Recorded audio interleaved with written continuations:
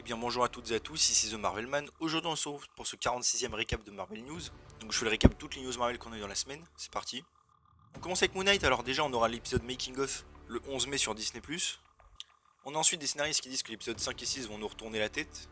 D'ailleurs on sait que l'épisode 5 fera apparemment 47 minutes, évidemment en comptant le générique. Ensuite quelques trucs par rapport à l'épisode 4. On a Lucy Thackeray qui joue Donna, qui a dit que c'était la dernière fois qu'on voyait son personnage, à moins que le montage ait changé mais que normalement c'était la fin mais qu'elle pourrait éventuellement revenir plus tard. Elle espère surtout. On a aussi une scène coupée qui a été décrite sur le site officiel de Marvel avec Arthur Harrow, qui remotive ses troupes avant de rentrer dans le tombeau, et qu'ensuite après il se met par terre et il déclare son admiration à Amit avant d'aller ensuite dans la salle finale on va dire. Dommage d'avoir coupé. Ils ont aussi dit que le personnage de Layla était bien Malren Alron des comics, et que donc ils l'ont changé. Eux avoir quasiment zéro lien avec le MCU c'était assez libre, libérateur. Ensuite Ethan Hawke a aussi parlé disant que vu que Mark est le narrateur et qu'il n'est pas fiable c'est assez intéressant, et qu'on sait pas où ça va aller et que l'histoire peut changer, c'est ce qu'on a vu. Et aussi on a eu revu une petite vidéo d'audition pour Bushman, donc peut-être qu'il apparaîtra dans la série, j'en avais parlé dans ma vidéo review. Bien, le directeur de photographie de Moon Knight a dit qu'il travaillerait bientôt sur un nouveau projet, évidemment on verra lequel. Pour She-Hulk aussi apparemment ils ont tourné des scènes dans les années 80, ce serait pas illogique vu qu'il y avait des acteurs pour Bruce et elle petits, donc ça me paraîtrait logique de voir leur enfance. Pour Echo on a évidemment le tournage qui a commencé cette fois-ci, l'actrice à la cocoque ça montre un petit message donc c'est bon. D'ailleurs ils auraient tourné une scène dans un tacos, donc il y aura une scène dans un tacos dans Echo. Et ensuite, un leaker a redit qu'il y avait bien Jessica Jones dans la série. Et un autre leaker qui justement parle des photos de tournage a dit qu'elle y était l'actrice, Kristen Ritter. Donc ça c'est intéressant. On verra bien c'est vrai, mais voilà. Et l'actrice a aussi mis sur Instagram une séance où elle s'entraînait. Bon, rien de ouf. Mais ensuite elle dit que ça lui rappelle l'époque où elle s'entraînait pour Jessica Jones. Encore une fois, peut-être un teasing. À ce qu'il paraît aussi, Charlie Cox rejoindra le tournage vers fin mai, donc pour jouer Daredevil bien sûr. Et d'ailleurs, toujours en lien aussi avec Jessica Jones, c'est pour les Defenders. On m'a déjà demandé évidemment si les séries arrivaient quand sur Disney+, surtout en France. Et bien des mails assez apparemment leakés disent que pour les Pays-Bas mais aussi le Brésil, les séries arriveront le 29 juin. Donc j'imagine que ça devrait concerner à peu près même tous les pays d'Europe, tout l'international, je suppose et j'espère. C'est vrai que c'était long quand même, on sait pas pourquoi a priori. Il y a eu des rumeurs avant qu'ils refassent le doublage, mais pareil j'y crois pas trop. Mais bon, en tout cas hâte de les revoir bien sûr. Aussi par rapport à Agent of Shield, bon évidemment je lis tout ça. C'est la saison finale, saison 7, qui sortira enfin sur Disney+, le 4 mai. Il était temps, la série est sortie en 2020. Très bonne saison d'ailleurs, la finale. Et d'ailleurs la saison 4 a été retirée en tout cas des épisodes de Disney+. Apparemment le problème sera réglé en fin de semaine. Tiens, d'ailleurs au passage j'ai redécouvert un petit livre officiel, un guide pour Captain Marvel de Marvel Studios, qui dedans rementionne les événements d'Agent of Shield, surtout quand c'est un Coulson, les cris et tout. Rappelons bien évidemment que la série fait partie du MCU.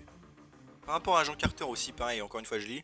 Et aussi la série X-Men des années 90, il y a beaucoup d'épisodes apparemment qui ont été retirés par erreur. Bon, je comprends toujours pas comment ça peut arriver, mais bon. Je suis un Netflix, a priori c'est jamais arrivé il me semble. Mais bon, j'imagine que le problème sera réglé. Et aussi toujours avec les sorties Disney+, c'est l'incroyable Hulk qui arrivera en France le 13 mai. C'est assez cool. D'ailleurs il était déjà sorti en Espagne, donc ce n'est pas la première fois qu'il vient sur Disney+, techniquement. Et d'ailleurs le réalisateur a révélé qu'à la base Marvel voulait faire un caméo en fait de Tobey Maguire en civil, on va dire, pendant le film Hulk. Ça aurait été vraiment ouf personnellement, mais que Sony avait refusé à l'époque. C'est vrai que c'est assez dommage et c'est vrai que le MCU aurait pu être très différent. Un jour peut-être je ferai une vidéo d'ailleurs de ça, de ce qu'aurait pu être le MCU. Ça pourrait être très cool. Pour Shang-Chi aussi on a eu un petit concept art, enfin même plusieurs des 10 anneaux, donc différents designs. Pour Thor Love and Thunder aussi on a eu un petit synopsis par rapport à Jane Foster, plus que focus sur elle. Donc ils disent, atteinte d'un cancer, l'ex-petite amie de Thor a visité New Asgard et sa vie a changé à jamais, car mystérieusement les morceaux de Mjolnir l'ont transformé en Mighty Thor, ce qui lui donne donc des pouvoirs pour combattre les menaces et fait d'elle une protectrice divine. Et donc avec l'aide de Thor, Valkyrie et des Gardiens de la Galaxie. D'ailleurs c'est marrant qu'ils insistent sur les Gardiens de la Galaxie, même si normalement ils ne devraient pas être si présents que ça, donc c'est étonnant. Elle va donc affronter Gore, le boucher des dieux, qui veut lui-même débarrasser l'univers de tous les dieux. Et donc, combattant le cancer en forme humaine et Gore en forme divine, Jane est entraînée dans une lutte épique avec beaucoup d'amour et de tonnerre. D'ailleurs, si vous voulez en savoir plus sur l'histoire, je rappelle que j'ai fait une vidéo consacrée à tout ce qu'on sait sur Thor, officiel plus rumeur. Et aussi, on a un scénariste de Thor 1 qui a révélé que, d'ailleurs il a fait aussi X-Men le commencement au passage, qui a dit qu'à la base, en 2009, ils avaient proposé justement pour le film, une scène où Thor combattait sur son char tiré par les chèvres, justement, comme dans la mythologie. Et que tout le monde chez Marvel, et même Kevin Feige, l'avait regardé en mode mais qu'est-ce que tu racontes, c'est n'importe quoi et tout. Donc là ça le fait assez marrer finalement qu'ils le fassent pour Thor 4. C'est vrai qu'à la base il laissait vraiment peu de liberté comme créative des fois. Un leaker a aussi dit que ce n'était apparemment pas la fin de Thor dans le film, qu'on le reverrait plus tard. James Gunn a aussi dit qu'il avait demandé à changer quelques trucs du script par rapport aux gardiens qu'il voulait corriger. Ça paraît logique. Et aussi on a l'acteur Case David qui a dit qu'il aimerait bien jouer Beta Ray Bill. On verra d'ailleurs si évidemment il est dans le film. Et d'ailleurs fun fact, il avait failli jouer dans New Warriors, une série annulée du MCU, où son personnage aurait dû devenir MODOK plus tard, enfin bref. Par rapport à Loki aussi, Michael Waldron, le scénariste, a redit quelques trucs, disant que le Sylvie était évidemment un mix entre Lady Loki et l'Enchanteresse, bon on le savait déjà mais il le redit, et qu'à la base ils avaient fait exprès évidemment de pas mettre, de mettre Kang, mais que ce soit un variant, puisqu'ils veulent garder le vrai Kang pour plus tard, c'est assez logique. Il a aussi dit que toute l'équipe de la série allait élever le niveau pour la saison 2, faire évidemment mieux qu'avant. Pour les Gardiens de la Galaxie volume 3, James Gunn a dit qu'il y avait une chanson qu'il avait voulu utiliser qu'il n'a pas pu à cause des droits, qu'il n'a pas pu négocier non plus, aussi pour Peacemaker. Et aussi que des fois, pour avoir les droits, soit il paye rien, soit il peut payer 75$, soit même 1 million de dollars. On a aussi Pomme Clementieff qui joue Mantis, qui a dit donc qu'elle avait fini le tournage et elle a eu un gâteau et tout. Aussi, il y a une photo de cadeau pour la fin de tournage avec des personnages du Holiday Special. On peut voir qu'il y a Cosmo le chien, donc il devrait probablement revenir dans le Holiday Special. Et aussi à propos de diriger une série sur un personnage des Gardiens, James Gunn a dit que pour l'instant rien de prévu. Par rapport à Miss Marvel aussi, c'est la compagnie de VFX, Fuse FX, qui bosse sur la série. Elle a notamment travaillé sur Agent of Shield, et Loki et quelques autres projets. Aussi on a eu des fuites de pop, apparemment assez fiables, où on peut voir qu'il y a une figurine pour Captain Marvel. Donc encore une fois, ça rappelle les rumeurs qu'il y aura évidemment un caméo de Carol, ça me paraît évident. Et aussi Man Villani a un peu parlé, disant que c'était bizarre de se voir à l'écran, surtout quand elle doit manger, courir et tout, qu'elle se voit pas d'habitude, donc voilà. Des rumeurs disent aussi que l'Avengers Con aura lieu dans le premier épisode, l'espèce d'événement, qui devrait être d'ailleurs à l'ancienne base du Shield. Aussi pour Secret Invasion, ils ont fini le tournage, officiellement cette fois. Pas date de sortie bien sûr. Par rapport à Vision aussi, Paul Bettany, donc à propos encore une fois d'un retour, il a répondu qu'en vrai il ne savait pas, mais que vu la fin de WandaVision, il suppose qu'il devra revenir à un moment donné, et qu'il ne sait pas quand. Ensuite pour Doctor Strange et The Multiverse of Madness, on a Bruce Campbell qui a encore redit que Marvel avait forcé un petit peu à rajouter des scènes, certains caméos en vrai je suppose, et que du coup Sam Raimi avait en supprimé d'autres, du coup qui s'accordaient plus avec l'histoire. Donc ça me reconfirme pour moi que Bruce Campbell qui devait jouer Balder a été supprimé des Illuminati, ça me paraît sûr. Et d'ailleurs j'ai appris qu'à la base on devait avoir Balder justement dans Thor 2, qu'il était prévu, je savais pas, j'ai découvert ça, je vous partage. Ensuite on a Rebecca Romijn qui joue en fait Mystique dans la trilogie X-Men surtout. On va dire la Mystique âgée avec des guillemets. On lui a demandé si elle était dans le film, elle a dit que non mais qu'elle aimerait beaucoup, qu'elle avait adoré faire la trilogie X-Men et tout, et qu'elle ne sait pas si Marvel veut mais qu'elle serait chaude. Bon perso moi aussi elle était très bien en Mystique donc ça ferait plaisir. Sam Raimi aussi a parlé un petit peu encore du perso, disant que Strange au début du film est assez sûr de lui, contrôle tout, et qu'au fur et à mesure il va apprendre à lâcher prise et surtout à faire confiance aux autres. J'imagine aussi surtout America Chavez.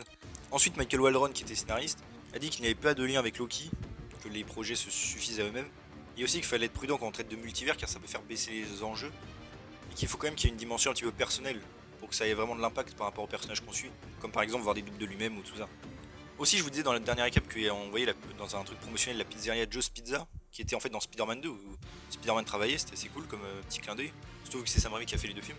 Et bien en fait, ce que j'ai découvert, c'est que la pizzeria Joe's Pizza du MCU, elle existe techniquement, et elle apparaît pour la première fois en fait sur le journal du New York Bulletin dans les séries Marvel Netflix, enfin Defenders.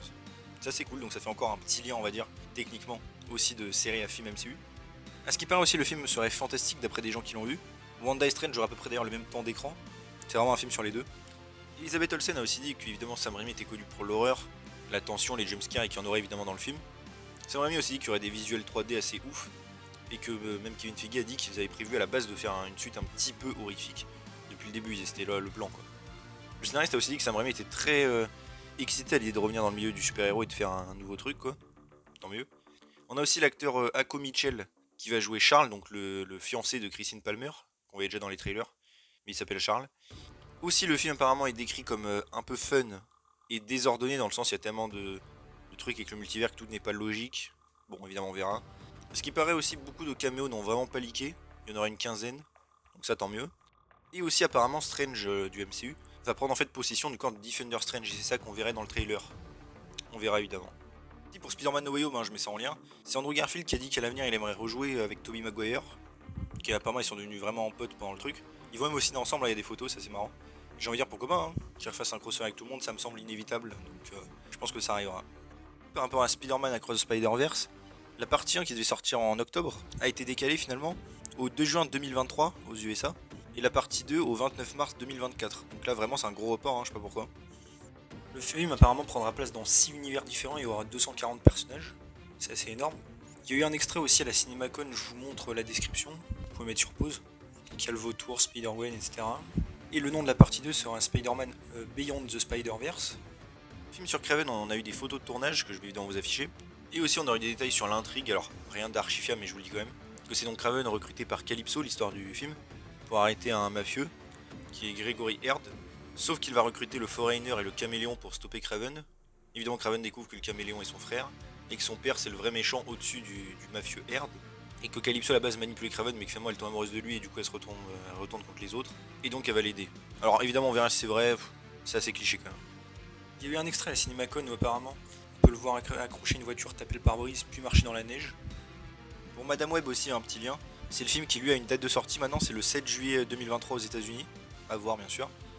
Aussi on aurait eu des détails sur l'intrigue, pareil pas archifiable mais je vous le dis quand même. Ce serait donc Julia Carpenter qui rencontre Cassandra Webb, où elle apprend que ça va être la prochaine Madame Web et que donc elle va passer le relais. Et qu'il y a un mystérieux serial killer qui veut tuer la toile de la vie.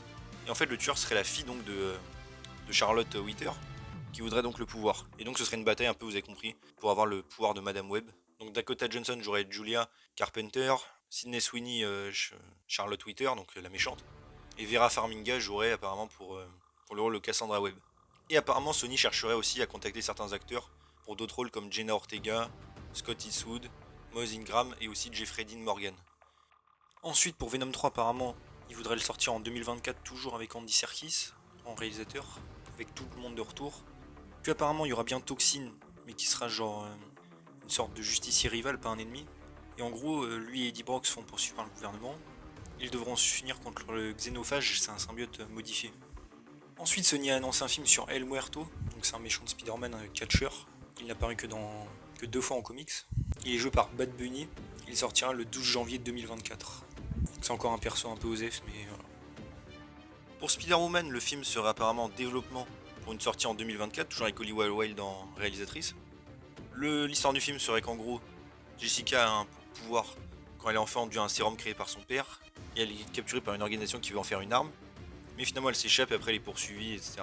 Et apparemment Sony voudrait Anna de Armas pour jouer le rôle, et aussi Rebecca Ferguson pour le rôle de méchant. Pour Silver Sable aussi il y aurait un film en développement, sans réalisateur ou acteur pour l'instant de date, et donc le film serait Silver Sable qui veut se venger d'un syndicat du crime qui est responsable de la mort de ses parents, et il voudrait donc Jodie Corner apparemment pour jouer le rôle.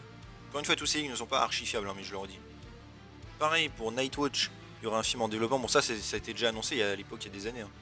Donc il n'y aurait pas évidemment de réalisateur ou de date de sortie pour l'instant. L'histoire serait donc le docteur Kevin Trench qui développerait un costume pour aller attaquer une organisation qui voudrait militariser sa technologie, sa nanotechnologie même.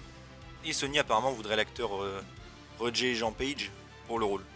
Et enfin au niveau des Sinister Six, évidemment il y aurait un film prévu sur le multivers pareil, avec Tom Holland qui affronterait le Vautour, Venom, Morbus. Mais ce serait vraiment au début de développement et ce serait pas pour l'instant lié à la suite de Tom Holland. Et que sinon après ils cherchent à introduire leur propre Spider-Man dans leur univers. Donc comme j'ai dit, à mon avis ce sera soit Miles Morales, soit un variant Tom Holland ou Tom Holland qui se déplacera là-bas, mais voilà. À mon avis ils auraient dû faire encore une fois que ces films se passent dans le MCU depuis le début comme c'était prévu, mais bon. Aussi par rapport à Squirrel Girls, truc que je trouve assez intéressant, en fait il va y avoir un livre audio avec ses aventures, bon bref, sauf qu'elle est doublée en fait par Milana Weintrub, je sais pas si je prononce bien son nom, et en fait elle devait jouer la Squirrel Girls du MCU, quand à la base il y avait la série New Warriors qui était en préparation, qui a été annulée, d'ailleurs il y avait des petites photos hein, de l'épisode pilote, j'aimerais bien un jour qu'on voit tout l'épisode. Et alors vous allez me dire oui mais donc c'est quoi la vraie news? Bah en fait pas vraiment, il y en a pas vraiment, mais ça veut dire qu'elle est toujours évidemment en collaboration avec Marvel et qu'elle double la voix. Donc ce serait assez cool qu'elle revienne finalement jouer enfin vraiment Squirrel Girls en live action. Enfin perso j'aimerais bien, après on verra à l'avenir. Même dans les Young Avengers ça pourrait être bien. Et d'ailleurs ce qui est assez marrant, c'est que juste après vous avoir fait ça, au moment où j'ai enregistré, un leaker dit qu'il y aurait apparemment une nouvelle série sur les New Warriors qui serait prévue, donc comme celle qui était annulée à l'époque, mais que Marvel hésiterait car avec les Young Avengers ça ferait peut-être 2 groupes d'ados et ils veulent pas trop. Évidemment on verra, si c'était le cas, j'aimerais bien qu'ils reprennent toute l'équipe qui était prévue originellement, avec les showrunners et tout, ça pourrait être très cool. Et aussi pour Squirrel Girls, il y aurait en effet un projet aussi solo en développement, très tôt développement. Et c'est assez marrant que finalement, je vous parle de ça et qu'après il y a eu une news sur ça, c'est drôle. Ensuite par rapport à Werewolf by Night et un peu Ghost Rider, vous allez voir, hein, c'est lié. On a Laura Donnelly qui avait été castée, qui apparemment, pas sûr, hein, jouerait Elsa Bloodstone, qui est donc une chasseuse de monstres, hein, pour résumer, avec une gemme et tout, des objets magiques, etc. Elle pourrait faire partie aussi, j'imagine, des Midnight Suns plus tard. Un autre leaker redit aussi qu'a priori un Blade serait bien dedans, c'est pas la première fois, hein. Ce serait assez logique, même si rien n'est sûr pour lui. Et par rapport à Ghost Rider, donc c'est ce que je vous disais, un leaker dit qu'on devra en avoir un nouveau très bientôt, donc ça veut dire que ce serait pas Robbie Reyes, hein, qu'on connaît déjà du MCU, mais un autre, j'imagine Johnny Blaze ou Danny Kitch. Et donc vu qu'il dit que c'est très bientôt, j'imagine bien un début, pourquoi pas dans ce Halloween spécial. Ce sera un bon moment, ou teaser en tout cas. Pareil pour à peu près mettre en place plus tard les Mini Sons peut-être. Et aussi enfin, on a Zoe White qui serait une directrice de photographie, qui travaillera en fait sur le projet.